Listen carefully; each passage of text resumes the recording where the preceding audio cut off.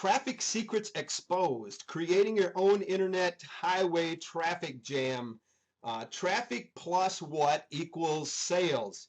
We're going to find out in just a second that that little blank is going to be filled in with the word conversions, because it's more than just getting traffic to your site. Once you get that traffic there, you need to convert them. Whatever the action is that you're desiring that person to take when they show up to your website, you need to convert them. That's going to equal sales. Even if it's just getting them there and to converting them into a free sign up on your squeeze page, that is eventually going to be equaling sales if you do your job of building good relationships with them and setting up your back end marketing strategy, which we've covered. But tonight we're going to be talking pretty much just traffic. We're going to start out with just a little bit talking about conversions, how to, a little bit of split testing, but not a lot on that. We're just going to cover it a little bit, because what you really need to understand is that it's just not traffic. You have to be able to convert that traffic. Otherwise, it's just like somebody walking into an offline store and walking right back out without taking any kind of desired action. And that desired action usually is to buy something. And, and that's what we are after. We're not just after window shoppers. We are after a traffic jam of people that are ready to come in and ready to buy. They're interested in what we have got. So what is traffic? Traffic is basically getting people to your website. It's as simple as that. And the little picture that I got down there at the bottom, as you can see, it's kind of represents what we want coming in. We've got that little exit ramp coming, or entrance ramp in this case, coming onto this major highway and stuff here. But that's what traffic is like. It's not coming from just one stream. We need it to be coming from several different streams. Some of them are going to be coming in with just a little bit of traffic. Other ones are going to be coming in with major traffic. And it's going to also be just like if you were downtown Atlanta, Georgia, if you've ever driven down there before and during rush hour, or any major city that's got a major rush hour, all day long it's just kind of a steady traffic, but then there's certain times where you can get a massive amount of traffic all at once, where it just like brings everything to a standstill practically, because there's so much. And we're going to be talking about methods that can actually bring that kind of traffic in as well, where it's not going to be traffic that's continuous like that, but there's going to be times when you use methods that are going to be a high fluctuation of traffic all at once. So what traffic is not sales. A lot of people think if you got a lot of traffic come to your website, you're making a lot of sales, and that is not the case. You have got to be able to convert that traffic. Without conversions, all you do is got a bunch of people showing up to your website, and that's not what we want. I mean, we do want people showing up to our website. We want a bunch, but we want to convert them. You need traffic that converts into sales. Without having the conversions to go along with the traffic that is coming to our site, we end up with what is called traffic death. And I don't know if you've ever heard that term before, but if you've got people coming to your websites and you're not making sales, you're not converting them, you're going to end up with what we call traffic death. Traffic death leads to some serious issues. Most sites that do not convert well are not properly search engine optimized.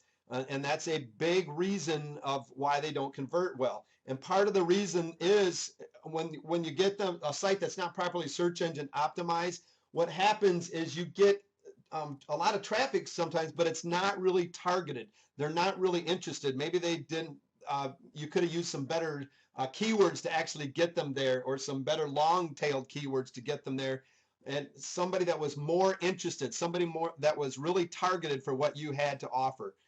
You're not going to get your site picked up by search engines and stuff very well if you're not properly optimized. One of the other things that traffic death leads to is you won't be able to use paid traffic methods, because you're not going to be able to justify using them, because you're going to be spending a lot of money and you're not going to be getting a very good return on your investment. A lot of times people will set these their pay-per-clicks up, and pretty soon they're getting billed a big amount of money, and they have nothing left in there to actually pay that, because they never made anything. They weren't able to convert. Another thing, and this is a big deal right here. You will stop getting JV partners, and the one that you have will quit promoting for you. If you continually put out sites, put out products that are out there that do not convert, you're going to have JV partners that you've got on board basically say, we're not promoting for you anymore because we never have any kind of benefit when we do promote to you. So you're going to stop getting JV partners, and not only getting them to promote for you, they'll pretty much stop, working with you and wanting to do business with you in other ways and stuff, just because they don't see you as somebody that's able to really do what you're setting out to do. So conversions are very, very important when it comes to traffic. It's not just getting somebody there, it's getting that traffic to convert for you. So what is your conversion rate for each traffic source that you have? Do you know which sources of traffic are giving you the best conversions? Most of the time, if you were to ask somebody, when you start talking about conversions, unless they really know what they're doing, most people will say, I haven't a clue. I don't even know if there's anybody showing up to my site. Or, well, I think I'm getting a few people because every once in a while somebody will opt into my list. Well, that's great, but what's it converting like? How many people are actually opting in compared to what is actually showing up to your site? And most times people say, well, probably just a little bit because I only get a few leads on my list every once in a while. And that might not be the case. You could have a high amount of traffic coming that you don't even know about. And the reason that you think there's just a little bit is only because they're not converting. You're only getting 1 or 2 people showing up. What's going to happen there is you got to figure out a way to get that to convert better. Maybe it's changing headlines. Maybe it's changing your offer, whatever it is that you need to change on that website to get them to convert. What is your conversion rate for each keywords that you have? Do you even know these? Do you even know what a keyword is? Do you know how to go out and look for keywords? Well, if you do you know which keywords are getting you better conversions and better traffic? Do you know what pages of your website that you are losing your visitors on? Sometimes we have a page that might be set up, have 2 or 3 pages in, and a lot of times we'll get them there to the main page, but we never get them to the place where we need them to take the action. Do you know where you're losing your visitors at? Do you know at what point you are losing your visitors when they leave your sales page? Let's say you've got a sales page or even a squeeze page set up. Do you know where, if they're leaving, do you know where that point is? Is it right away? So maybe you could change the headline.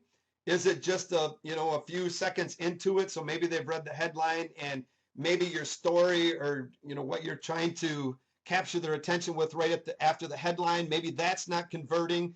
Is it down by maybe your call to action? Where is it on your page that you're losing your visitors? Do you know when that is?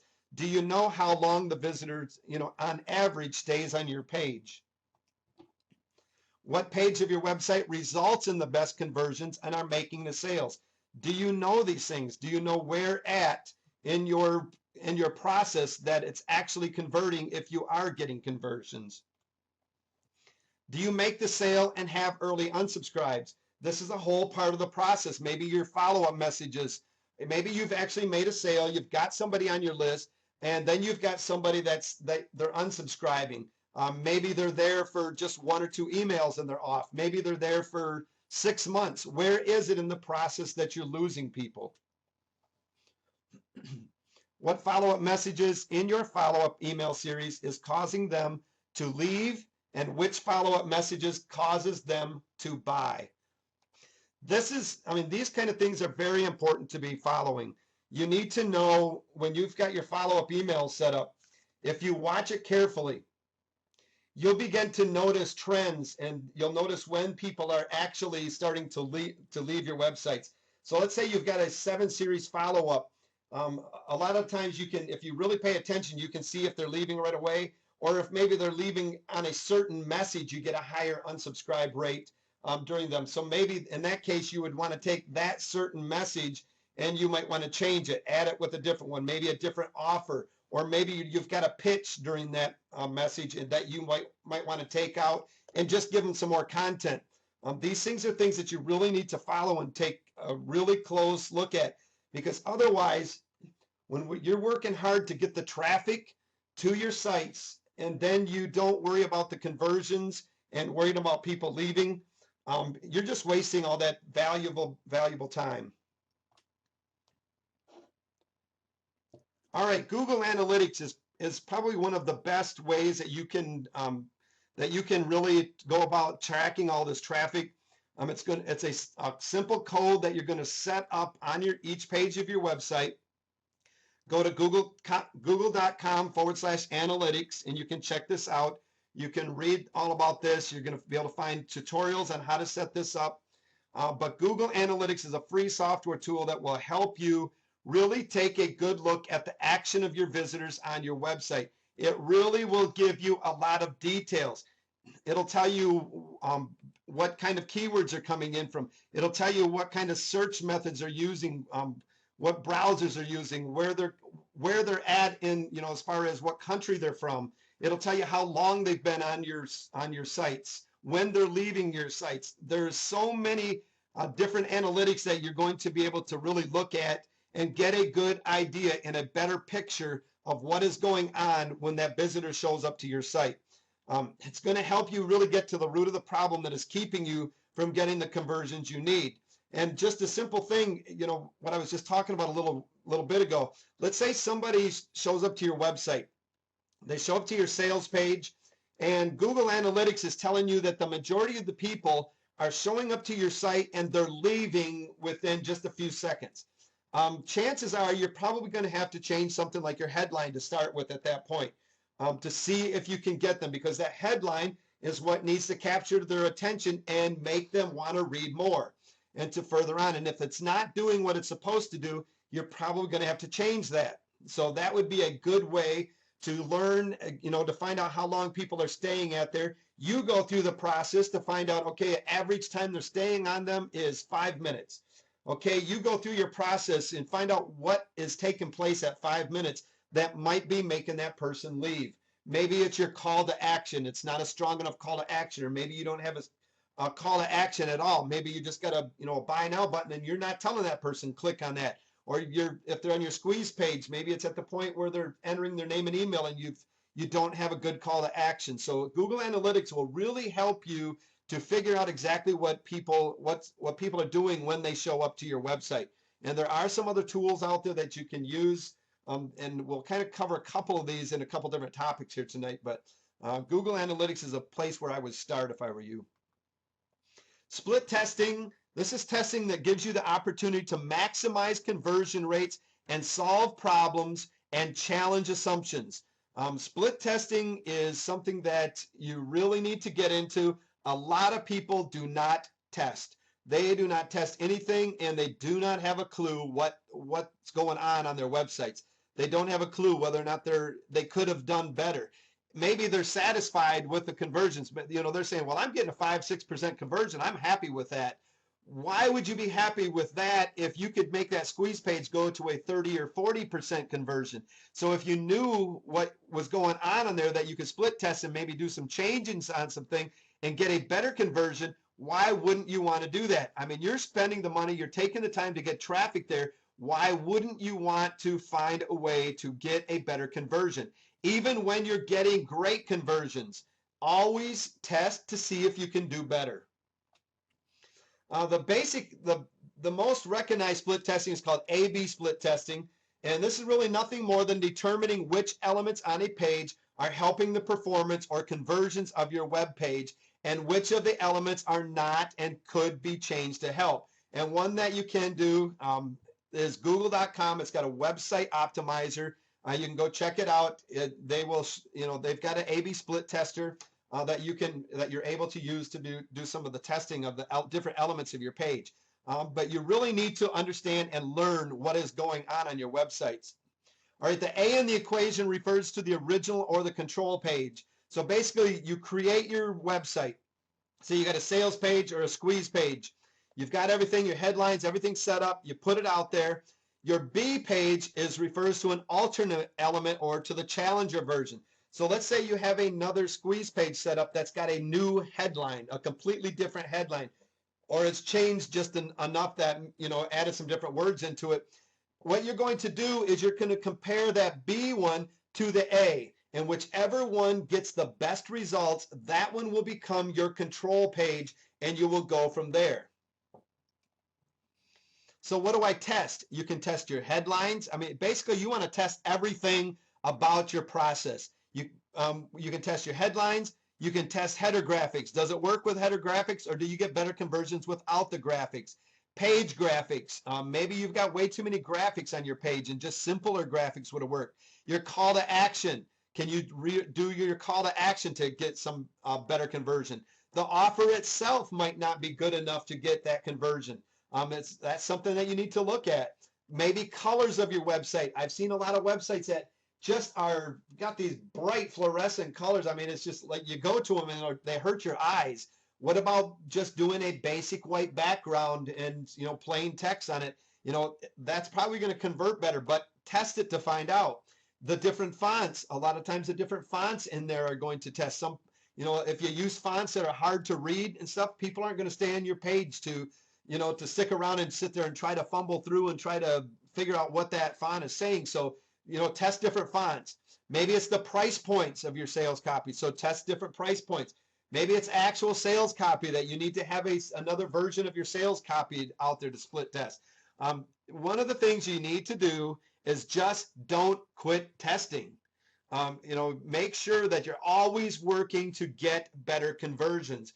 Now, there is so much more that we could cover in getting conversions and split testing and, you know, testing the different aspects of your websites and the analytics behind everything. And we're not going to get into a lot of that tonight. I need you to, you know, if you're interested in that, you need to go do some Google research, and it's out there. That information is there for you. We want to really get into the traffic tonight, but this is so important that you make sure that you're converting, that you make sure that you're testing what you have so that when you get the traffic there, that it's not a waste of your time and it's not a waste of their time for showing up. Because if they show up and leave, chances are you're never going to get them back. All right, let's get in some traffic. Number one traffic generator. JV Partners to generate traffic. And when you seen the picture at the beginning, it showed a large amount of traffic. And, you know, we're talking about that rush hour traffic. And this is what is probably one of the best ways to get that rush hour traffic coming in. And if you can manage to do it properly, this can be a strong long-term strategy for a steady source of traffic. And it's the biggest, fastest, most powerful system that I can think of to generate traffic. Basically, what you need, you have to have a product of your own. And I've been teaching that from the beginning. You need to get a product of your own. It's just something that's going to build your credibility. You can get JV Partners to start helping you out. And it's one of the best ways to get a large amount of traffic. If you want that traffic jam, it's JV Partners. Make sure that you have an excellent product. If you want to get JV product or partners, make sure that your product is of the highest value possible. Make sure that what you're offering as to your JV partners to promote is of the highest value of, and just an excellent product. If it's not, what's going to happen is when they send you leads and customers, and they're going to start getting complaints because it might be your product, but a lot of times they're going to go back to who recommended that product to them and say, what the heck are you doing? You recommended me junk. I've trusted you, and it's going to hurt their credibility. So make sure that you're giving them excellent products to recommend, because if not, it's going to hurt your relationships with not only those that are buying, but with your JV partners as well. Have your site ready to go when you ask your JV partners to promote. This is a biggie. A lot of the times you'll get people that you'll get them all lined up. They're ready to promote for you, and all of a sudden the product owner cancels the launch.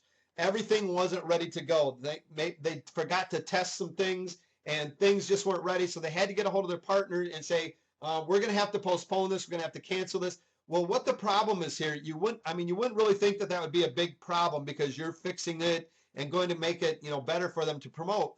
But chances are is their schedule is already filled, and they're going to not be able to fit you in the next time, or especially if you're going to be doing a large launch. If it's an evergreen product, maybe they can get it in down the road sometime. But if you're looking for that big fluctuation during a launch, chances are if you don't go on schedule, they're not going to be able to promote for you because they've already scheduled something else during that time that you're going, because these launches are coming all the time. And these marketers are full. I mean, their schedules are always full. You see your inboxes going every day being filled up. That's because these guys are promoting for their other JV partners out there to keep their relationships going with them. If you're not ready to go, you're going to lose JV partners the next time because they're going to remember these things. Start out by asking how you can help him or her. And what I mean by that is instead of just coming up and saying, hey, I need you to promote this, and we're going to get into this when we start talking about joint venture partners, we're going to really get in deep with this.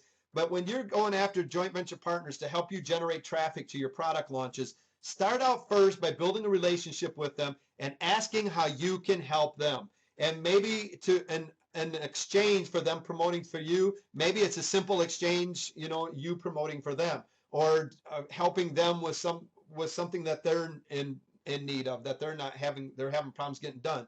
So find out how you can help them in exchange for them promoting for you. Traffic used by affiliates, this is right along with the JV, only this is going to be more of a long-term effect than joint venture partners. Joint venture partners, if it's an evergreen product, can be a long-term effect, but affiliates is going to be your best long-term when it comes to either joint ventures or affiliates. Once you own your products, this is by far the best long-term method to generate a constant flow of traffic to your site.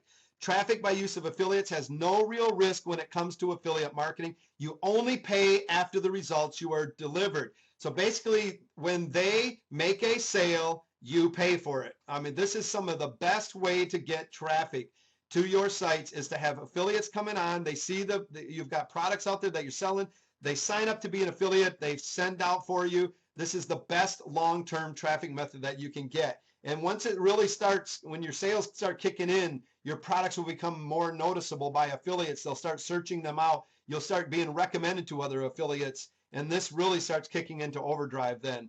But this is the best way because this is no risk traffic because you're only paying out for anything after you get results. All right, another way to get traffic is to join forums and online communities. Forums, basically, if you've never used it before, it's your signature file, which you're going to put in your comments or whatever in your forum marketing, becomes an advertising tool for driving traffic. With backlinks attached to your signature name, readers can instantly be guided to your site and thus increasing your traffic. Now, we're going to go over some best forum practices because a lot of people jump into forum marketing to get traffic because they hear it's a great way to get traffic, and they do it wrong, and they find themselves basically just getting kicked out of the forum, and they don't end up generating traffic. So here's best forum practices. First of all, find a forum in your targeted niche. Basically, you just type in your keyword, your targeted niche, and the word forums, and you will find all sorts of forums. In almost any niche that you can think of, you're going to find forums. But make sure it is well targeted toward your niche so that the people that are in these forums are interested in what you got to say. Register in the forum. Once you get in there, you're going to have to go register. Usually you're going to have a login, password, and all that kind of stuff. So you're going to go register to the forum. Once you're registered, read the rules. You will usually find a place in the forums where it will give the rules of the forums. Before you get started anything, read the rules so that you know what is allowed and what is not allowed in the forums. A lot of the times people will get kicked out simply because they never read the rules and they start out doing things all wrong. And most people that are moderating forums do not tolerate it. The rules are there for a reason, so make sure that you read the rules. Next thing, that's probably one of the biggest thing, and this is going to go for a lot of social networkings or anything where you've got a profile to fill out. Setting up your forum profile is very, very important. This tells who you are. A lot of times you're going to be able to have links to your sites in here. You're going to have different things, maybe links to your Twitter profiles, your Facebook profiles. Make sure that you set these profiles up and go into as much detail as possible and make them public. If you're trying to get your web presence out there, make sure that people can find you. A lot of people they'll have their forums out there, but then they'll keep them, they'll put these profiles out there, but they keep them private. What good's that doing if it's just you seeing it? Make sure that you make them public so that other people can find you. They can get to know who you are, find out if they're interested in what you got to offer. Next, you're going to kind of do an introduction post. Once you get in there, you're basically going to go in there, just introduce yourself. Say, hey, I'm new to the forum, whatever. I'd just like to introduce myself. This is who I am. You're not going to be selling something. You're not trying to get traffic. You're just introducing yourself. This is an introduction period where you're allowing others to get to know you. Tell them a little bit about yourself and what you do, your expertise. You're starting to build up your credibility at this point. Provide value by answering questions. So after you do your intro post, you're going to go through there. You're going to look for unanswered questions. The ones that already got answers to, unless there's several different answers, or you think you got a better one, great. But look for different questions that are unanswered, that are specific toward your niche, specific toward your expertise. Now, a lot of people think you have to be the expert to be able to answer questions. So they don't go in there and start answering questions. Yes, it is better if you are an expert on the subject because you're going to do a much better job and it's not going to take a lot of research. If you need to get started, you do not know the answers, research them. Take the very question, put it into Google and find out the answer and then provide it for them. Possibly once you start getting going, and make sure you check the rules first of all, but possibly maybe the answer is on one of your websites, like a blog, for instance. So you can just add a simple link to your blog. But again, check the rules to make sure that you don't have to have a certain amount of posts before you can start putting any kind of links in your posts at all. So, but possibly a way to provide the answer is to sending them to your site for the answer, maybe to a post you did on the blog. A lot of times forum moderators will allow you, they'll go check out that link, and if it's providing great content and you're not just spamming and selling and stuff, usually they'll allow it, but they'll go check it out, and if not, they'll usually delete the post. Post threads with useful information. Next, you want to start threads, and you're going to want to start just giving useful information. As you notice, what we're doing here is we're providing value, and that's what your main goal is when you're going after traffic from forums and even other social networking sites, is to provide value to the forum itself, to provide value to the site that you're using to get that traffic. If you do not, if you're seen as not providing value, you're going to be out of the forum. So make sure that you start posting threads with useful information, and then you basically replicate the strategy. You just continue. One of the biggest things that I'm going to continue to say throughout this training tonight is that you need to be consistent in whatever you choose to do. Whatever methods that you choose to use as your traffic methods of choice, you need to be consistent. I wouldn't go sitting there trying to do 100 different strategies all at once. Start out with one or two that you feel comfortable with. Start building upon those traffic. Some of them are going to take a while to get going, but that's okay. Consistency is the key to getting good traffic. Article writing, and we're going to get into this a little bit deeper. A lot of people think article writing is dead. It is not. This is probably one of the greatest long-term. It does take a while to get started. You're not going to notice a lot of traffic coming to your sites right away from article writing. You've got to build upon this. And that's, again, it's called consistency. This is a traffic tool that, if used correctly, can drive highly qualified and targeted leads to your business. I receive traffic from articles to my websites every single day, and the quality of the traffic that the article brings to my sites beats most and a lot of the other sources, even the paid ones. I find that a lot of times the paid ones do not do as well for me as anything that I'm going to, my article writing. It's bringing highly targeted traffic, especially if you do it correctly. The cumulative effect of this dynamic linking system results in better search engine page rankings, more exposure because you're going to have wider visibility, expert and authority status in your niche because you're going to be seen as the expert. You're going to build that credibility that you need, and ultimately an increased traffic. Right away, it's not going to. A lot of people will tell you, go out and write 10 articles, submit them, and watch the traffic come in. I guarantee you, you're not going to find a lot of traffic that way. That's the starting point.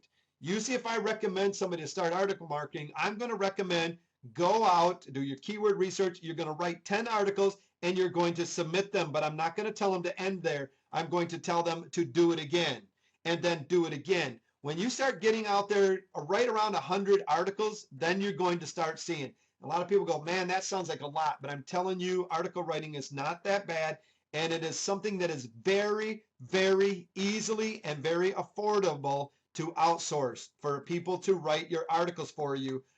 I got to that point where I just could not afford the time that it took me to continue to article marketing. And I hired somebody very reasonably to do my articles for me. And the benefits have been amazing watching the traffic. And why? Because now I can post articles and post my blog articles and my posts and stuff on a consistent basis again, which is the key to generating articles. Or traffic is to getting something out there on a consistent basis and not sporadic. Common article mistakes is your articles don't have great titles. Your titles are probably one of the most important things. It's like your headline of your sales page. That right away tells somebody, do I want to read? Am I interested in what's going on? Your articles don't flow well. When they start going through your articles, it's hard for them to read. Maybe you didn't use white space enough to break up your paragraphs and stuff. You know, you want to keep it in smaller paragraphs. So if somebody gets lost, they don't have to go back to the very top, start over just to find their way. So make sure that they flow well. The content flows well, where it makes sense as they're reading through. Your articles are too informative. What we need to happen with your article marketing is you need to give good content. You need to make sure that you are providing value, but you don't want it so informative that there's no reason for them to go searching for more. You want to leave them basically with that just salivating for, okay, I needed more. I need more. This is good, but I need more. Where can I get it? And you're going to give them that in your bio box at the bottom, where you're going to lead them to the website for more. Your articles don't have good author bios, like we were just talking about. You don't do a good enough job of giving them a good call to action. Using keywords in your article writing. Why use keywords? The point is to be found. Internet users across the globe are searching for information. That's what they're out there searching for. You need to meet them at the search bar. You need to meet them. And to do this, you need to know what they're searching for. If you don't incorporate these words into your web content, the other guy will. I guarantee you that. And then your readers is lost in somebody else's copy, and maybe it's not as good as what you had. So who are you really doing injustice to? You know, you're letting somebody else steal your traffic away from you, and they don't have anything close to what you have to offer. How are they searching? The way you do, the same way you do, basically, is when you search for something online, that's exactly how other people are coming and searching. They type specific words into a search engine. If you know what you're looking for online, you pretty much just go to the search bar, and you type in exactly what you're looking for and find what you do. That's called targeted marketing. And that's how they're searching. A lot of the times they don't really know for sure. They're not quite specific on what they need, and they might find you that way, so you got to be using those kind of keywords also. But when they know exactly what they're looking for, that's who you want, and they're going to search the same way. Help them find you with keywords. If you've never written a keyword article before, have no fear. The process isn't much different from writing regular articles. It's not really much different than writing a blog post. It's going to be anywhere from 300 to 500 words. It's not that hard. It's just basically getting the titles of interest and a good interested topic that they're interested in, something that's going to start solving their problems and leading them to your call to action, something that's going to be interested. Don't let lack of experience stop you from profiting through keyword-rich content. And if you just can't get it, trust me, this is probably one of the most affordable things to outsource that there are. There is always somebody looking to pick up a few extra bucks that are very good at writing articles that will do it at a very minimal cost. And the cost that you pay is well worth the return on your investment. All right, keyword density. The use of keywords is important, but don't abuse them. Aim for a 2 to 5%, and 5% maybe even getting a little high, maybe 2 to 3%. So every 100 words, you're going to use that keyword 2 to 3 times. So that basically, the percent of your chosen keywords in your article to rank high in the search engines. Use keywords frequently, and search engines may ban your site altogether because of keyword stuffing. The search engines are smart. They know they know that you're using the keywords to basically get traffic. And if you just start stuffing it where you've got a high density going on, where it's just like, every other paragraph is just filled with what your stuff, they're basically just they can ban your site. They're not looking for that. The content that you got is not useful to them. because they see it as you're just trying to get traffic. You're not trying to provide real values to their readers. And that's what they're interested in, is providing value to their readers. Important, insert your keyword in the title. This is important. The keyword you're going after, you want to have it in your title first of all. Use the primary keyword in the first or second sentence in the first paragraph. So you're going to want to add in the title, and then as you're going into that first paragraph, have that keyword again within that first paragraph. Use the keyword in the anchor text, and we'll show you what that is here in just a little bit. And this is the text to link others, to other pages. Instead of using the HTTP // link that you would have on there and stuff, you're going to want to create an anchor text where you're using that keyword. Use keyword variations or synonyms to make the articles flow better. Repeating the same keyword makes your article awkward to read. So if you're always got a thing on dog breeding, and you're always talking about dog breeding, use different synonyms and stuff that you can use with those to make it, not quite so awkward for somebody to read, where they're like, wow, why do they keep throwing that word in there? And the basic reason is to get that keyword in there. Well, that's not your goal, because it's not providing the value you need to. Write your articles and submit them. Here is a list of some of the top article directories. eZine Articles is probably one of the most well-known. One thing that if you're going to submit articles, I recommend submitting it to eZine Articles first. If you've got content out there and you don't put your name on it, and eZine Articles, you submit something to them and they find that content, because they're going to search, and they're really getting picky about this. They're going to search, and if they find that that's duplicate content and they can't, you're not showing that that's your content already, they're going to basically make you go through the process of proving that that's your content before they accept that article. eZine Articles is very particular about what they take. So if you're going to be putting it on other sites without using your name and taking, claiming that article, make sure you put it on eZine first. GoArticles.com, ArticleDashboard.com, ArticleBase.com, ArticleAlley.com, iSnare.com, Helium.com. Basically, do a search on Google for the term article directories, and you're going to find many, many more. So those are some of the article directories that you can be looking for to submit your articles. Tips to get your articles read. First of all, use short paragraphs to make it easy for them to read. If you've ever been reading a book that really is just, if you take a book that's just one big solid paragraph and you get lost, your eyes, starts playing tricks on you, and it's hard to find where you just got lost. And a lot of times you'll find yourself starting, closer to the top or at the bottom, and it's like, well, that's not where I was. And if this happens too much, you're just going to give up and move on. So use short paragraphs so it's easy for them to read. Use plenty of white space, and that's basically just the white space. So when you hit your space bar, your return or whatever, and put a couple spaces in between each paragraph, that's considered the white space. Make use of number and bullet points. This really attracts people as a benefit. They look at these as something of interest that draws their attention. Use subheadings to subdivide your paragraphs into the page. So if you've got a lot of paragraphs and maybe you're kind of heading into a little bit of a different topic, put a subheading there to show, something that's going to catch their attention. Maybe bold it a little bit. Something going to be more on the lines of your titles, where it's going to excite them and capture their attention to make them want to read more. Provide a good attention-grabbing title or header. This is very important. If just like your headline, if you don't grab their attention at the first and make them want to read more, you're going to lose them. Keep them interested from start to finish. Make sure that your topic is interesting and that you're providing good, interesting content. Utilize figures when possible. Just like our numbers and bullets, figures, when you can use them, draws people's attention to it. And when you're using figures, try not to just use like an even number. Like if you wanted to say, I had got 1,000, hits on my link or whatever. Instead of saying that, instead of saying, if you'd like to figure out how you can get, instead of saying 1,000, say maybe 1,123, because that makes it more believable instead of just the even numbers. And that's why a lot of times you'll see the websites, they will give you exact numbers if they possibly can to their earnings, instead of just rounding it up. It's because it's more believable to the reader.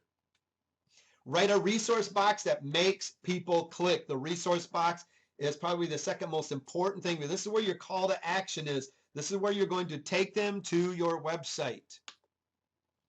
All right, here's an article resource box example.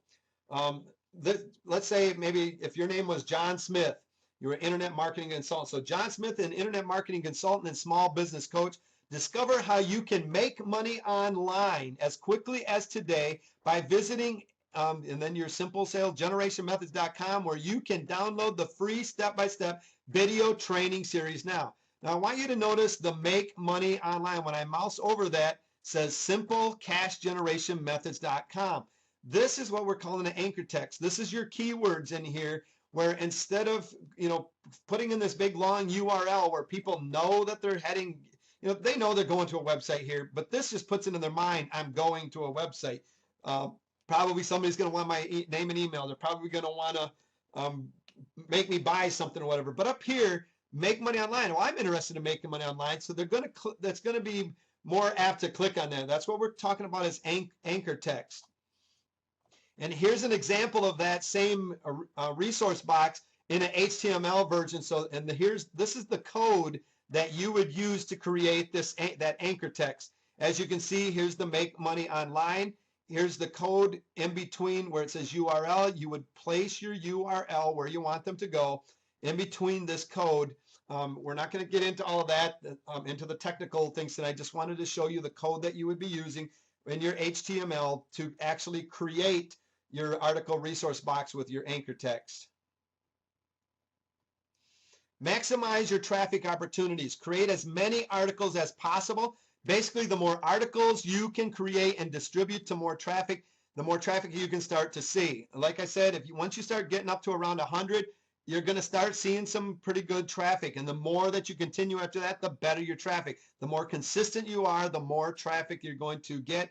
And the thing of it is these articles will start being viral. People will start taking them and placing them on their sites. You want them to do this. You want them to use it to make sure that they take all the content and, plus they directed them back to your site. So you want them to go viral. You want people to use them on their site. The more you put out there, the better you're going to see your traffic.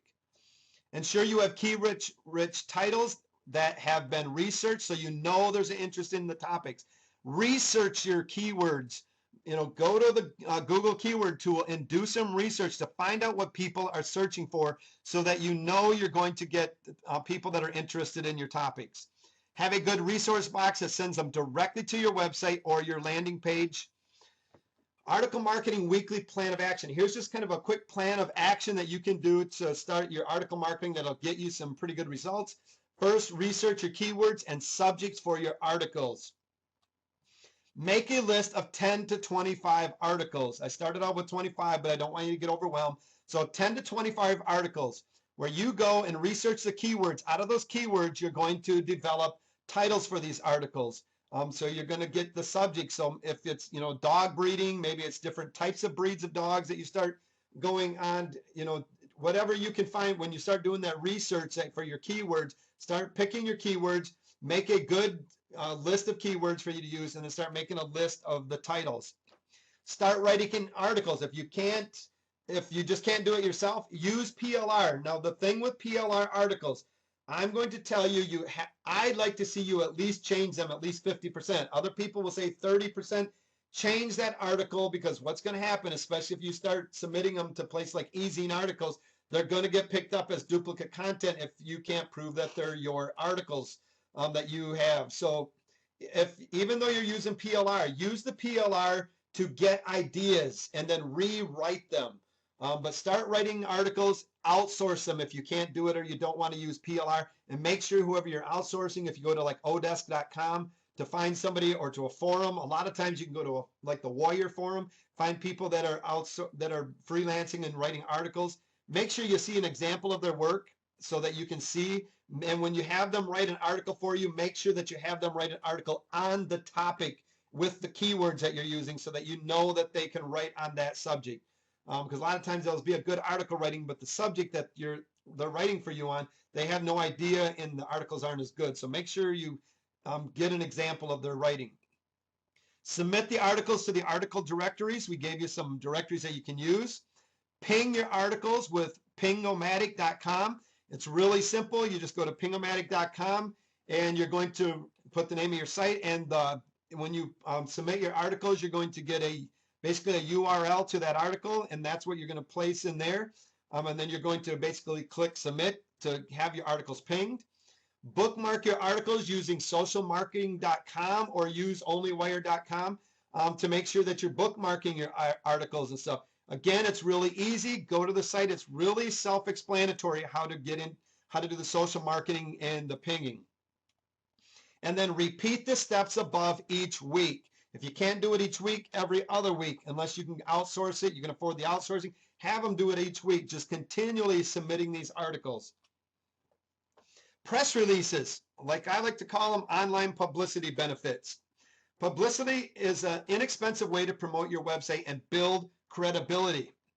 Press releases can really increase your sales, give your website more exposure, help your website get traffic for years down the road, and enhance the image of your business. I like to write press releases that are not going to be just for a moment in time or whatever. This would be like a lot of times you'll have like a product launch and you're not going to have that product evergreen afterwards, where you're using a press release, which is really good to publicize that launch.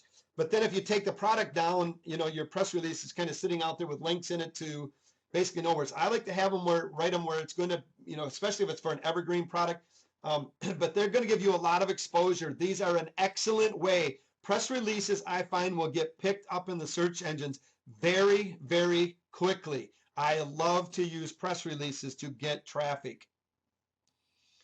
The internet is where people are going for their information, so leverage it. Whatever way you can, make sure you leverage it. And a press release is a good way to leverage that. Press releases can help you build backlinks to your business, which helps with SEO. They get your website exposure on high traffic websites that already have a captive audience. People are going there looking for news. You want to give them something newsworthy to read about. They're already there. They've got high traffic coming to their websites. Those are the kind of places you want to connect into. Press release sites are read by bloggers and other people looking for story ideas. So a lot of times people will come looking at the press releases places for story ideas that they can write about. So chances are they can possibly pick up what you're talking about, the news in your press release, and they can take and write that and maybe send more people to your traffic to your sites that way. Press releases themselves can rank in the search engines for good niche keywords. I mean, very, very quickly. I recommend that you do them. Free ones are great. The thing about free press release submissions is that the press release agency, they're using them for advertising. So they're going to make money off of you through their advertising. So they're going to be putting, ads on your press releases or doing some kind of advertising, where if you pay for it, you're going to have more control over it. You're going to have a better submission, but free ones work great. Make sure that you use them. A press release is an announcement of an event, a performance, or other newsworthy item that is issued publicly. A press release is news about your business. So basically, whatever is going on in your business, it could be as simple as I wrote a blog post. If you can write a good press release on your blog post, do it. A launch that you've got coming up, maybe a new website that you're putting out, a new product, that's coming out or something. Make sure that you use a press release to inform the public about something that's newsworthy.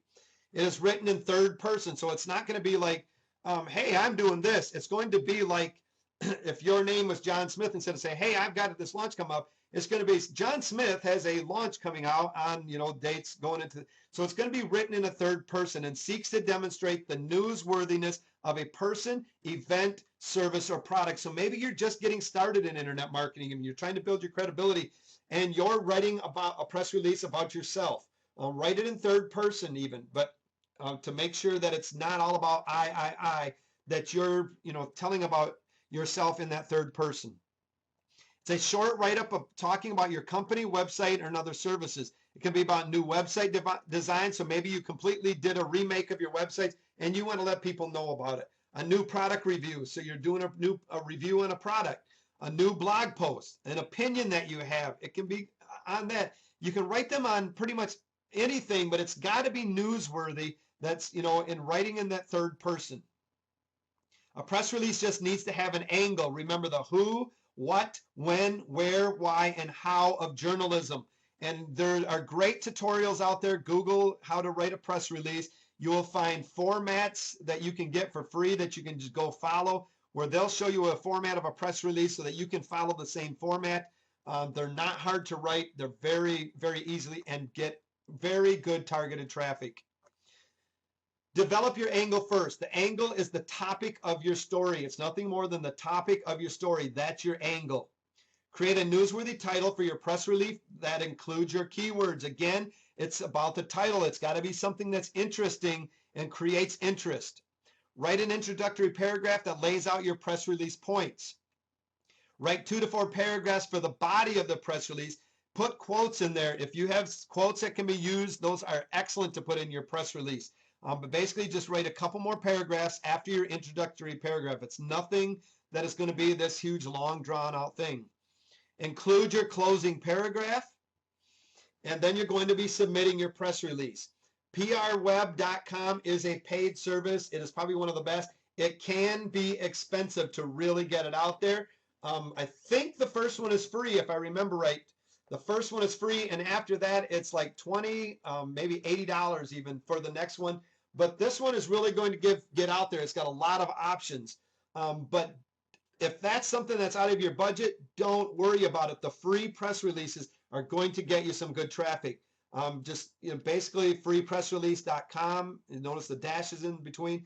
PR log, page release, iNewsWire, 1888 press release spider. I mean, basically you run a Google search for the following phrases to find more press release sites. Just do a search for press release distribution, submit press releases, press release submission if you're looking for free ones, do free press release websites, submit press release for free. It's really easy to find them. Use them, because press releases you will find will get traffic, and I really think you're going to be excited about what happens. Video marketing. This is a powerful strategy for driving a lot of targeted traffic to your websites. Not only can video marketing help increase your traffic by showing up in the search engine, which it does very easily. If you do a good job with your video marketing, you're going to notice that they're going to show up into the search engines a lot easier than even like your articles. But also it can be fabulous viral marketing tool. Videos can give you a brand new way to build credibility and generate massive exposure for your business online. So just think about doing something like a PowerPoint presentation where you're teaching something and you take a portion of that video. If it's an hour, you're going to want less than 10 minutes if you're going to do like YouTube or something, because they only accept them up to 10 minutes. But if you think of the credibility of you doing a video where you're teaching, you're actually showing somebody how to do something instead of just telling about it. Think of the credibility that leads you. They see you if you use your pictures or yourself on there. They actually see you. It's going to generate massive exposure for you and your business. In most cases, it's free to promote your video online, as the video hosting sites like YouTube want your content because it helps them make money. When they get people to their sites, which they're getting more with their, with the amount of videos being uploaded on their site, gives them more traffic to monetize. They want your content. They want it to be good, valuable content that they can be feeding their clientele, the ones that are coming to the site. So it's basically usually free to promote, but make sure that you use these methods. One of the biggest reasons people don't start using online video in their marketing is because they feel videos are difficult to make. That is just simply not the case. You can literally make good online videos under 5 minutes, and it won't even take really a lot of special software to do it. Videos are not that hard to make. Some examples of some basic videos are a picture with an audio. So basically, all you have to do is have your picture. Maybe you do a screen capture where you got your picture and you're just recording that screen, just the picture, and you're recording your audio to go along with the picture. So they can relate at least to the picture of you and to see you. You're not on their live, but they have somebody that they can relate to, they can see, and your audio.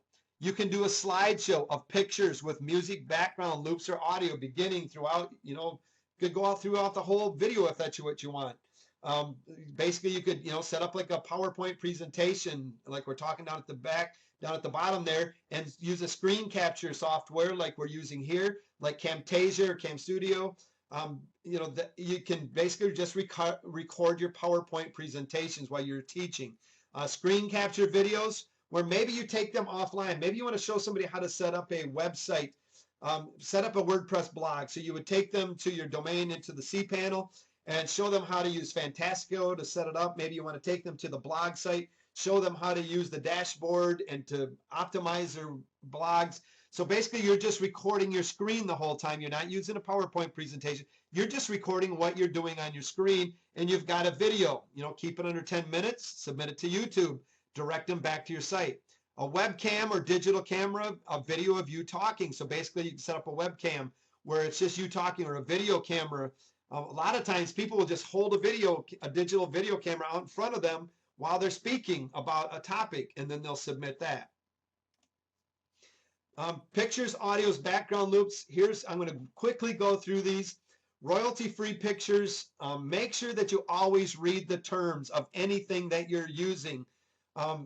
These are just some places: sxc.hu, free digital photos, pdphoto.org, iStockPhoto, which is a paid one. I recommend you go to iStock. You can get some awesome photos on almost anything. So you can get royalty-free pictures to use in your videos. Royalty-free audios, Partners in Rhyme. You can go to opsound.org to get some royalty-free audios. Royalty-free background loops, where you can get some music background loops, whatever. It's ignitemotion.com. Probably one of my favorite places to go besides iStockPhoto. iStockPhoto not only free pictures, you can actually get some small video clips and stuff that you can use as well. But one of my favorite places, it is a paid service that you have to pay for.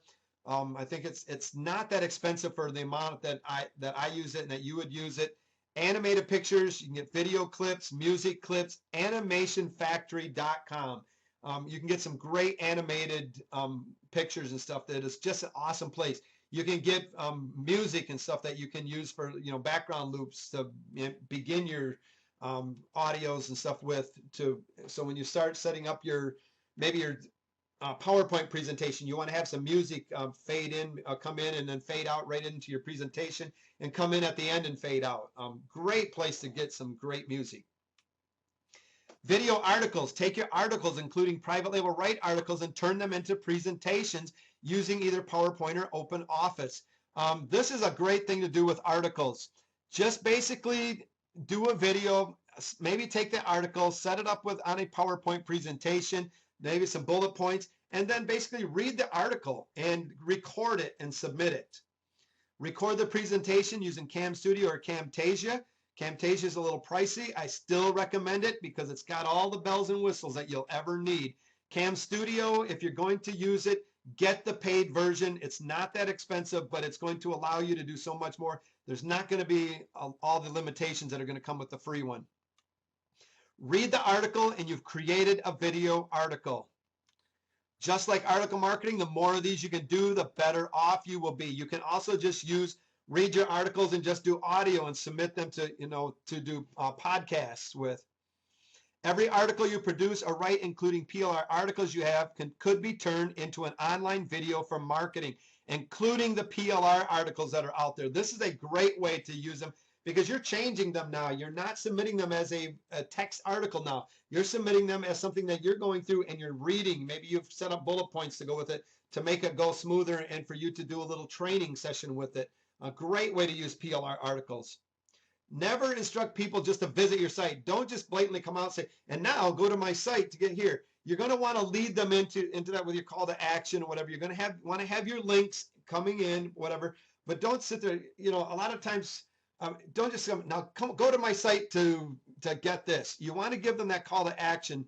I like to give it more in a text form where it's right in the in the article comes on, where it's like something. It's not just basically coming out and saying, hey, I need you to do this and I want you to go to my article to my site now, because yes, that's what you're trying to get them to do. You want that traffic, but you don't want to just be forcing things on people.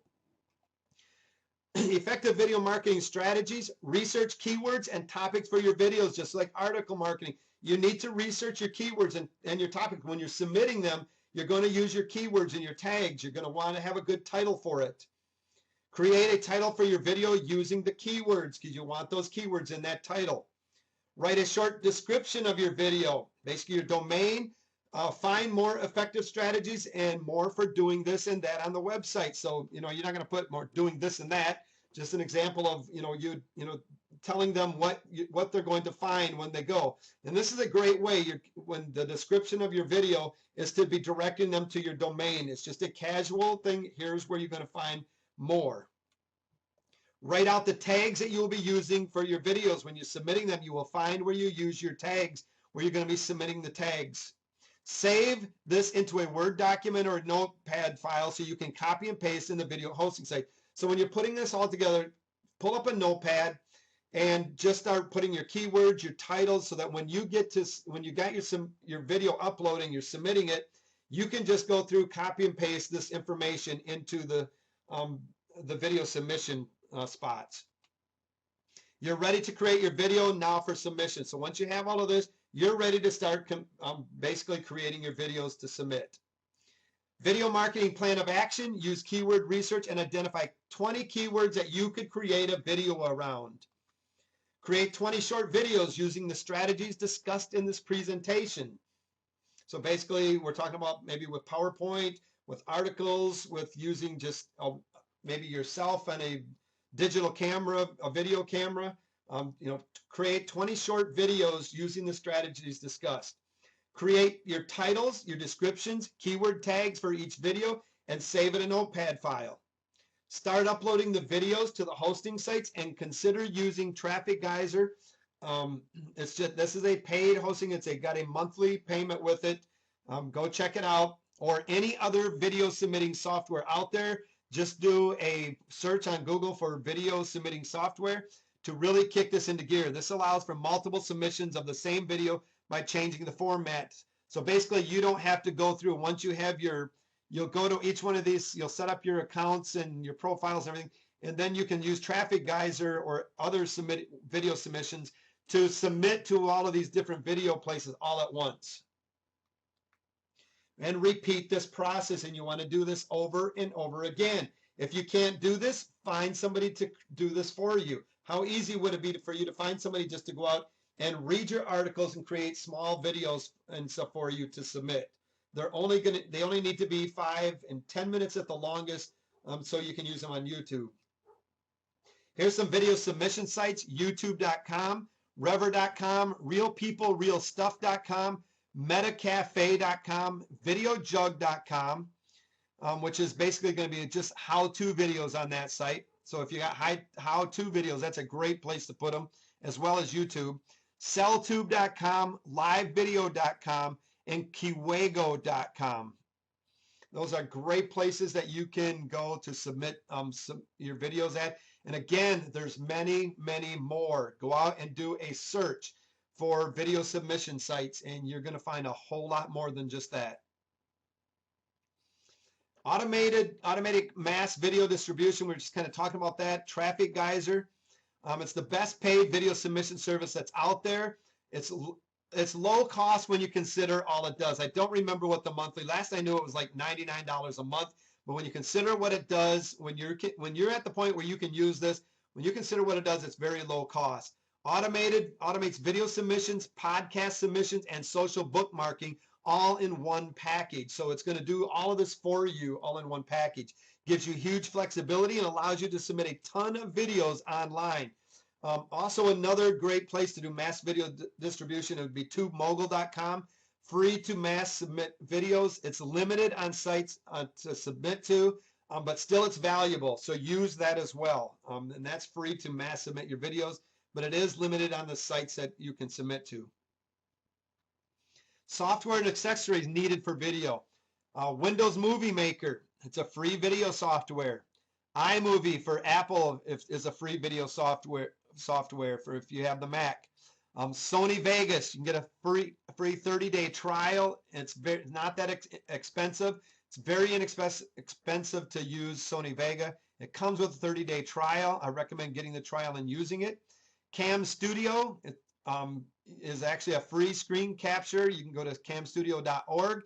Again, I don't recommend the free version of this. I recommend that you get the paid version. I don't remember what it is. It's like $37, $47 or something, whatever, for the paid version. I recommend that, if you're going to not go with Camtasia screen capture, which is going to be more expensive, but I prefer Camtasia, and that's the one that I would recommend. It will do whatever you need to do. PowerPoint, or you can go to the Open Office version that you can get. The same thing goes. PowerPoint with Microsoft Office is expensive, but it's got what you need. They just came out. They got 2010 version. It's an amazing thing. I mean, some of the things that you can do with it, the transition slides is awesome. I recommend it over the other free ones, but the free versions that you can get at openoffice.org will do the job. A USB microphone headset, one that you can pick up at Walmart for like 39 bucks or whatever. Another one that I would recommend would be the USB Snowball mic that you can get for like $100 to $125, and that's just a one on a stand that you're going to put in front of you. Otherwise, just a headset, a USB from Walmart will work great. It gives you great quality. The only thing you got to be careful about that one is that the connection to the speaker part and stuff once in a while gets loosened up, and you'll get a clicking sound. So you got to be watching for that. And at that point, you'll have to pretty much replace the headset. But they're very inexpensive, and it does an awesome job. Basic webcam or a digital camera or a flip video will do very well. If you want to go the cheaper versions for, you don't got to go out there and get a real expensive camera. Audacity audio software, you go to audacity.sourceforge.net. That's a great place for you to do recordings and also editing. Great place for you to go and check that out. Most of these places come with great tutorials for you to learn how to use them. They don't just say, here it is, figure it out yourself. They give you very good tutorials for you to be able to follow and learn from. If you can't find it, go to some place like YouTube and type in what you're looking for. Basically how to use Windows Movie Maker. I guarantee you'll find videos that are there on YouTube for you to learn from. Email signature files. The point of having a signature file in each of your emails is to drive traffic to your websites. The goal with your signature file is to get them to click, right? So you need to spend at least as much time on your signature files as you would writing an ad. And basically when you were writing ads, an ad is not a lot of text. It's just a couple little lines. So you really got to spend some time on writing these to make people want to click. So, what you put into your signature files in your email or wherever you have a signature file, whether it's on a forum, make sure you spend some time really writing it out. Learn how to do it properly so that you can get people to click on them. Use it for giving a special offer. Maybe you got a special offer, you got free gifts or affiliate product, or you just want to send them to another site, get them to sign up for something. You can use your email signature files. First of all, say what your offer is and include the main benefit. Really focus on the main benefit that they'll receive by coming to your website. Also include your name and your website. Don't list 3 to 5 websites in your signature files. I've seen signature files where they've got follow me on Twitter, follow me on Facebook, follow me on this site, that site, every other site, and here's about 20 products I've got. And the list in that signature file is crazy. How many times have you ever clicked on any of those things? Maybe once in a while, but usually you're just like, phew, forget all of that. Because they're not doing a good job of telling you what you're going to get at each one of those sites. They're just giving you too many choices. Don't list 3 to 5. Just stick to just the one. If after a while you want to change it, then change it to something else. But don't overwhelm and confuse those who are reading your emails. Social networking sites. These are more social networking sites there's more than social networking sites than there are fleas on dogs. They're out there all over the place. So determine which social networking sites you're going to use. Learn how to best use those sites to generate traffic and links to your website or blog. One of the things I'm going to talk to you about social networking sites. They don't work for everybody. Some people will get great results. Other people can try and they just cannot make them work. Personally, I do not use a lot of social networking sites. One of my problems when I go to social networking sites is I get caught up in talking to people and building relationships, and that's what I'm going to use them for. It's not a lot of traffic generation, but there are people that have generating a lot of traffic and a lot of income from social networking, and it's a great thing that you need to check out. But find out if it's going to be something for you. You can meet people like yourself, exchange ideas about growing your business. It's awesome for that. Really recommend it for that. Great way to drive traffic to your sites if you're one that it works for. Sometimes I'm just going to tell you it's not for everybody. Relationships are built through these organizations, and that's probably one of the most powerful things is the relationships that you can build with people. Because a lot of times you'll get them maybe sending to your sites where maybe you don't get a lot of traffic from it, but they maybe like on Twitter or something like that, somebody else that is able to get it, they've got a good following that really takes action on what they say. Maybe they retweet your post for you or something. So really build those relationships. After deciding which sites are appropriate for you, the next thing to do is be active on those sites. If you have decided you're going to have a web presence, then have a web presence. Don't spend all day. Be productive and provide value on these kind of sites. You need to provide value. And don't spend all day on them. Facebook, Twitter, these things, a lot of times you get caught up just chatting with people and back and forth, and you waste a lot of time. So make sure you're being productive. If not, you can outsource it to somebody that maybe is good at it and can do that's all they do for you, where you don't even have to go there. Web 2.0 properties for traffic. Web 2.0 sites are basically social type websites where most of the content is user generated, where the user generates the content, where you're generating the content. You can leverage Web 2.0 websites for more backlinks, exposure, and traffic. There are many different Web 2.0 properties that you can leverage for more traffic. You simply add your content to them, link to your website if applicable. Use your core keyword phrases as the title of these properties. One of the things I want to tell you again is read the rules. Make sure that you're following the rules. Web 2.0 sites include things like Squidoo.com, which is a great place, gets picked up in Google very quick, where you create a Squidoo lens. Hubpages.com, Weebly.com, Issue.com. These are some good 2.0 properties that you can check into and to use to generate traffic. Remember, it's user generated. The content is user generating. You generating the content. Make sure you read the rules. LinkedIn is another place that a lot of people don't think about for traffic, but there's a specific part of LinkedIn that I want to tell you about that I prefer to use. The LinkedIn answer feature can be a really useful tool both for people with questions and people with answers. Drive traffic to your profile, increasing interest in your personal brand, and then possibly your website or blog by answering questions and inserting your URLs.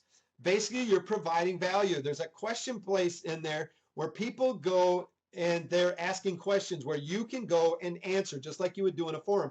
Provide an answer. Maybe your answer is in the form of a PDF file that they're going to go sign up for at a squeeze page, or maybe they're going to go to your blog for the answer. But it's where you're going in. They've got this place where people can go in, ask questions. You can go in and provide answers. The most important thing you need to do to drive traffic to your website from LinkedIn is to actually put your company's URL in your profile. Very few people actually do this. They forget to put their URLs and stuff to their company and stuff in their profiles. When you put the link in your profile, don't just use your company name. Use a keyword phrase that someone might be searching for.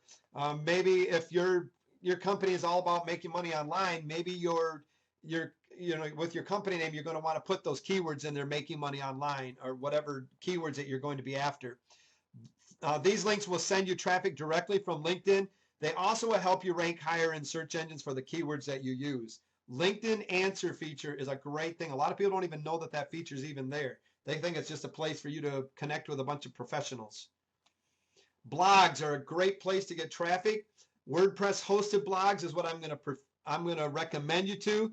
I'm not going to say don't use the free ones. I'm going to recommend that you have a hosted blog though. WordPress is a great one. The reason is you got more flexibility and more control.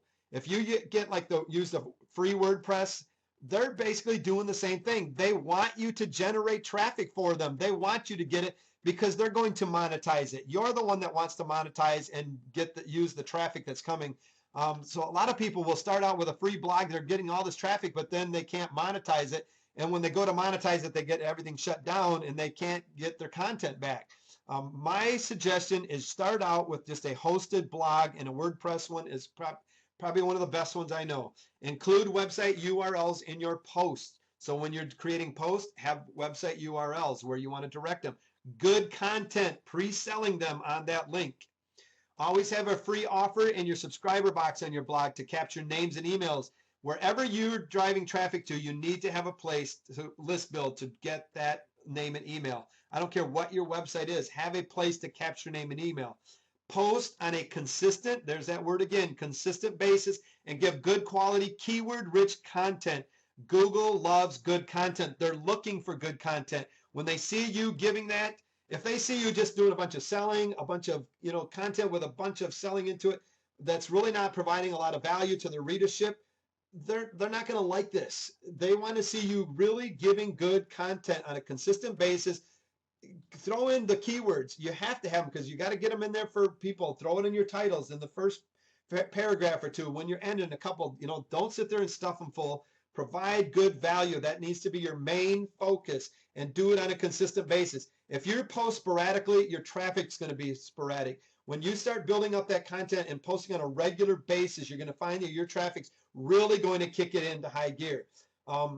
I outsourced this. I got to a point where it was months before I would ever post anything, and my traffic suffered immensely from my blog. I hired somebody very, very inexpensively to come in. They're writing blog posts. My traffic is consistent again. It's picking up all the time. The more content that I put in, the more consistent the traffic is that's coming to it. Make sure you're consistent. All right, some WordPress for SEO. Download the following basic SEO plugins for WordPress and install them. One of them would be All-in-One SEO. That's probably one of the big ones that you would do. That's All-in-One SEO. That's a plugin. You can go to the back end of your plugin, to the dashboard of your plugin. You will see where it'll say plugins. You'll click on that and you'll be able to automatically install plugins. You're basically, it'll show you a place to search for the ones. Just click in All-in-One SEO, click, and it'll bring it up and you can automatically install the plugin. And then there's a setup process for All-in-One that you'll be able to follow when you get back in there. It's really easy to do. Google Sitemap Generator would be another one. Sociable. And another one that I like to use is Woopra, and this is because it's a analytics plugin that will tell you about the traffic, what kind of keywords they're using coming to your sites. You can use Woopra for your sites, but it's got a plugin that you can install on your WordPress. It's also a lot like Google Analytics, where it's got the HTML code that you can place in your, which I prefer to use, but they do have a plugin that you can install. Will give you the analytics that people come into your sites, the bounce rates, all sorts of great information. Go to woopra.com and check it out. It's pretty cool. Set up your permalinks in your blog, and we'll go over that in just a second here. Set up your ping list and set up your all-in-one SEO. So once you get your all-in-one SEOs, you're going to have to go in. It's going to ask for tags and your different keywords and a little bit about your site. So you're going to be a little bit of a setup process. Very, very simple though. All right, setting up your permalinks. When you go into the back end of your blog to the dashboard, you're going to find settings. This is after you logged into the back end of your blog as the administrator. You're going to find settings, and in that settings, you're going to find a place where it says permalinks. You're going to click on that permalinks. It's going to open up the following window right here. You're going to go down and you're going to click on custom structure. What you're going to want to put in here is this right here. You're going to have the /% post name %/ here, and you're going to want to post that right in where it says, when you click on custom structure, right there. What this is going to do, instead of just generating a post name for you with different names and symbols and everything else, it's going to take the actual title of your post. So where you're using your keywords, and it's going to basically, that is going to become the link that it generates to the post for somebody to find it. So it's going to be easier for Google to pick that up and for people to find it. So make sure that you check the permalink. Once you get it in there, you just basically save changes, and that's all it'll do. And then instead of, say this was your title, this would become your permalink where people wanted to know about setting up permalink settings or whatever. If you did a blog post and that was your title, that's what they would be searching for. That's what they're going to find instead of, you know, trying to look for it, Google trying to look for it with all the symbols that it's going to give you otherwise. It will come with the default. You want to choose custom settings and put in the permalink. Setting up your ping list, again, go to the settings, go to the writing, and it will open up here. And what you're going to do is here's just a couple of them that I would recommend that you put in there is technorati.com and pinggoat.com. And you find these things. You can basically just take those, copy and paste them right into where it says it's going to open up. You're going to see update services, and you're going to see this box where you can copy and paste in there. Once you do, save your changes. Now your blog is going to be automatically, will start pinging these where you don't got to go do it all, you know, all the time where you go to the site. You can go to pinggoat.net. That's where Pinggoat is. A lot of people, pinggoat.com, you won't find it there. It's pinggoat.net. You can go to technorati.com. You can ping your blogs there. But just adding it here will do it. A lot of blogs will automatically ping to places like Pingomatic, where they will automatically ping to it. So check to see if they're doing that for you already. All right, some search engine optimization. SEO really means following web standards and practices that make your website and blog accessible to everyone. SEO techniques involve ways to make sure that your site is fully accessible for search engines to gather the data they need. This lets them accurately place you in their database so people can find you when they search. Now, the truth is that if you're not interested in attracting a lot of visitors, so if you're on the call, you're going over this training, you're not interested in attracting a lot of visitors, you don't need search engine optimization. If you do, you need to learn how to do it properly. So if it's not your thing, if you don't care about traffic, then don't bother with it. If you're just in it for the fun of it or whatever, you're really not caring about a lot of traffic, don't worry so much about search engine optimization. But I will tell you that a part of search engine optimization is your content, and that's a huge part of it. Being consistently putting out good content is probably one of the best SEO things that you can possibly do, is good keyword-rich content on a consistent basis. Relevancy and search engine optimization. The relevancy of your content is important.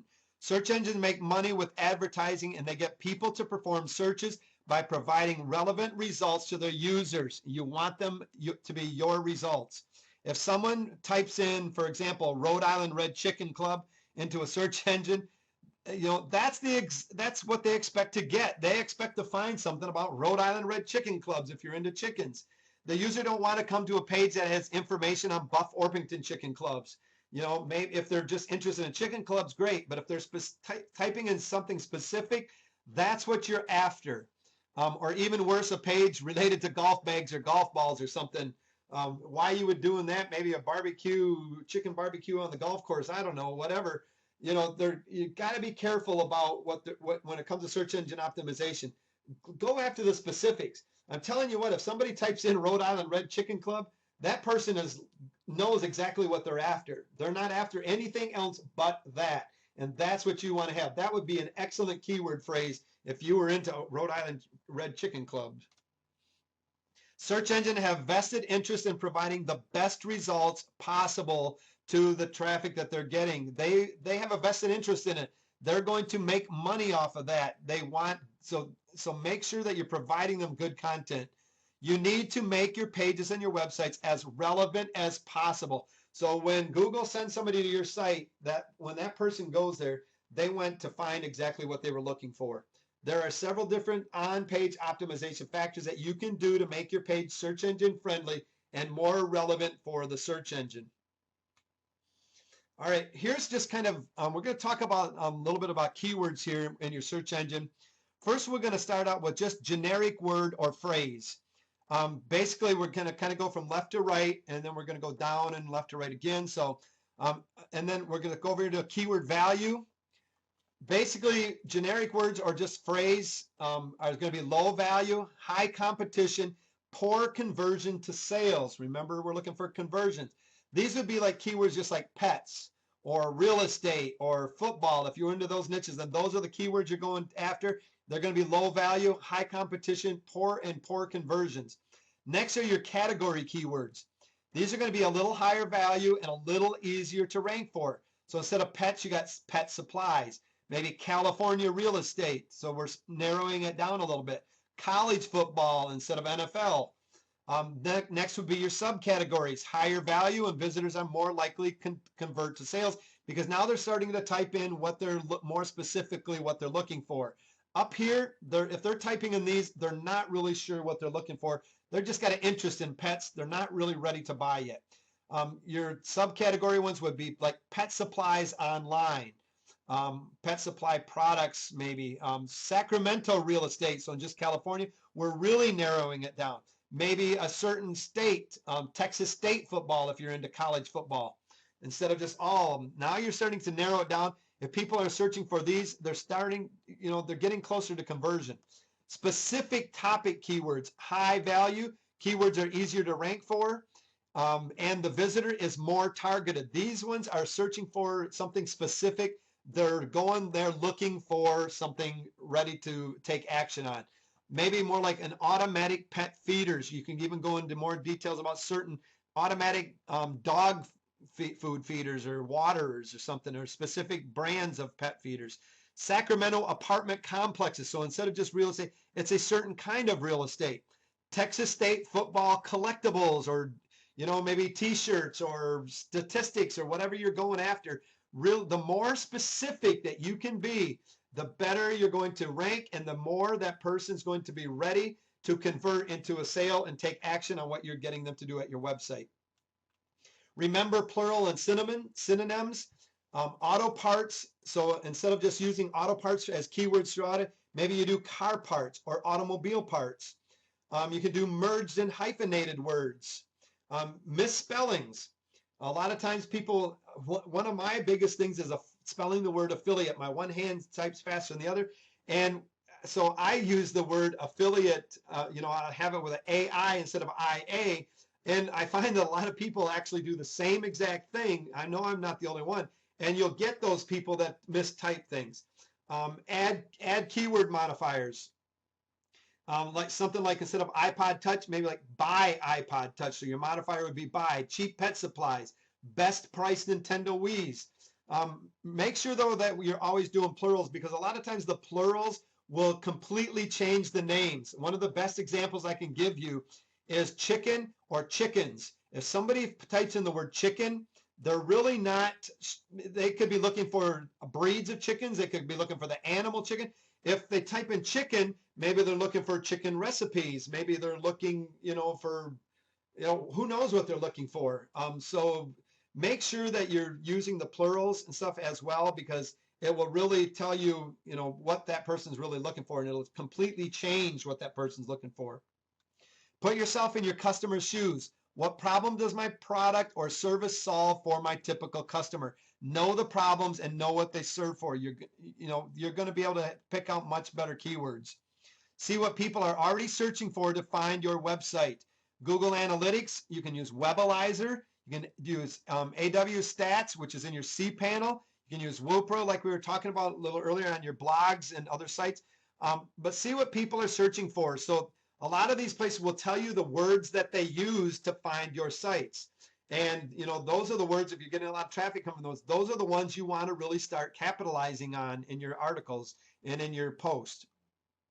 Consider related keywords. Instead of just pet supplies, maybe it's dog supplies or cat supplies or bird supplies. So instead of, consider related keywords. Title tags are the single most important on-page ranking factor out there. They're very important. A lot of people do not use them, and they're that important. Basically, this is your title page. This is the HTML. When you're going to your website and basically creating in your HTML editor, you're going to find the title where it has these tags here. These are tags. You're going to put your keyword-rich title in there. That's what people are going to be looking for. And you'll notice the keywords on the title tags and stuff. If you ever search for something online, in the very, very top left-hand corner above your toolbars and stuff, you'll usually see some information up there, and it's usually the keywords and stuff that'll be your title tags. should have the exact phrase you're trying to rank for. The exact main keyword phrase should be at the very beginning. Search engines read from left to right. Always remember that when you're writing content, is that they read left to right. You should repeat the keyword phrase or a plural or singular version of it, also in that title tag. Keep in mind that singular and plural keyword phrases come up differently in search engines. For example, like I gave you already, chickens and chicken, laptop and laptops, because you can go for a certain kind of laptop or different kinds of laptop, produce totally different results. So you want to use both in your title tags if you were, of the niches you're looking in. Sample of some pretty decent title tags would be like dog collars. You're looking for dog collars. Find the best dog collar for your dog. So you notice you got the plural and the singular. You got dog collars, dog collar. Weight loss, your source for weight loss tips. Those would be good examples of title tags. And you notice you've got the hyphen in between the two different ones that you got. Search engine friendly content structure. Your articles on your site should contain your main keywords near the beginning of them. Articles should be broken apart with header tags in between. So especially if you're like changing a little bit of a direction, you might want to have a different tag. But what this does is when you're reading through a sales page or article and you see those subheaders, they draw your attention to make you want to continue to read. You should try to include your main keywords once or twice in the first paragraph and place it anywhere that makes sense in the next paragraphs. So after the first, wherever it makes sense, don't sit there and stuff it all over the place, wherever it makes sense. Try to include your main keyword in the last paragraph of the article. Perfect keyword density is just a myth. I recommend 2 to 5. It's a myth. Don't sit there and stuff though, because you'll get shut down. Be very careful about it. You want that article and stuff to be something of value and something of interest, not just stuffed full of keywords. Don't get caught up in keyword density with all your articles. So don't sit there and worry about it. If it makes sense, put it in there.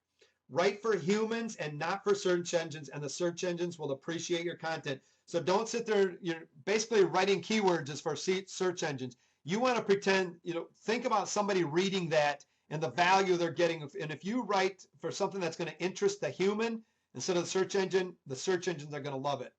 Write unique and relevant articles. All right, in summary, you need traffic that converts into sales.